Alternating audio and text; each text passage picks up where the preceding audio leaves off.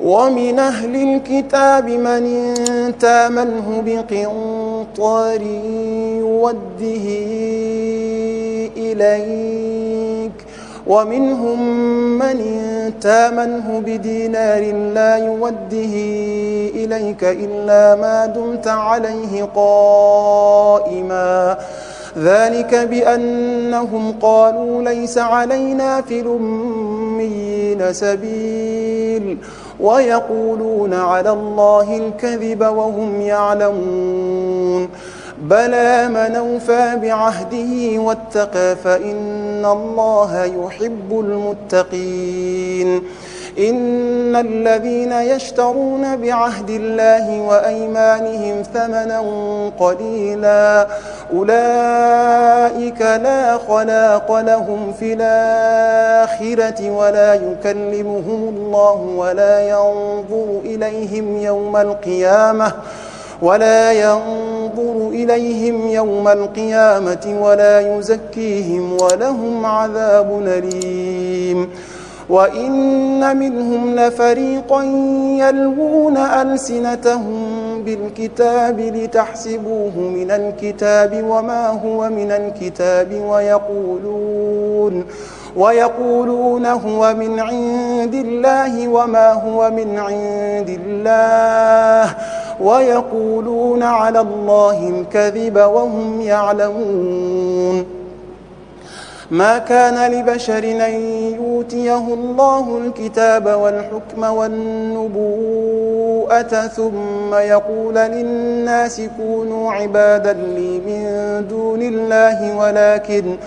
ولكن كونوا ربانيين بما كنتم تعلمون الكتاب وبما كنتم تدرسون ولا يأمركم أن تتخذوا الملائكة والنبيين أربابا أيامركم بالكفر بعد إذا أنتم مسلمون وإذا أخذ الله ميثاق النبيين لما آتيناكم من كتاب وحكمة ثم جاءكم رسول مصدق لما معكم لتؤمنن به ولتنصرنه قال أقررتم وأخذتم على ذلكم إصري قالوا أقررنا قال فاشهدوا وأنا معكم من الشاهدين فمن تولى بعد ذلك فأولئك هم الفاسقون أفغير دين الله تبغون وله أسلم من في السماوات والأرض طوعا وكرها وإليه ترجعون قل آمنا بالله وما أنزل علينا وما أنزل على إبراهيم وإسماعيل وإسحاق ويعقوب والأسباط وما أوتي موسى وعيسى والنبيون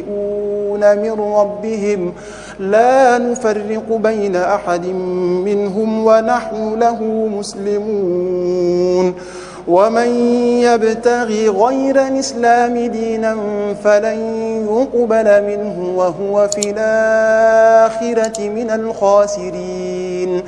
كيف يهدي الله قوما كفروا بعد إيمانهم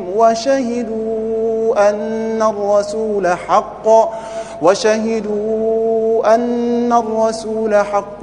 وجاءهم البينات والله لا يهدي القوم الظالمين أولئك جزاؤهم أن عليهم لعنة الله والملائكة والناس أجمعين خالدين فيها لا يخفف عنهم العذاب ولا هم ينظرون إلا الذين تابوا من بعد ذلك وأصلحوا فإن الله غفور رحيم إن الذين كفروا بعد إيمانهم ثم ازدادوا كفرا لن تقبل توبتهم وأولئك هم الضالون إن الذين كفروا وماتوا وهم كفار فلن يقبل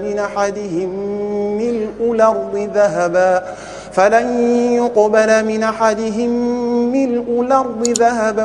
ولو افتدى به أولئك لهم عذاب أليم وما لهم من ناصرين